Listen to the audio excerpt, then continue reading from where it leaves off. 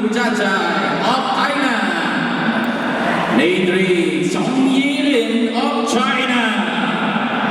Lane 4, Mohammad Mahdi Golani of Iran. Lane 5, Ahmed of Mongolia. Lane 6, James Ray Marshall Ahido of the Philippines. Lane 7, Joshua John Stephen Perkel of Vietnam. And Lane 8, Katawan Juara of Thailand. Go Joshua! Go Joshua! Let's go!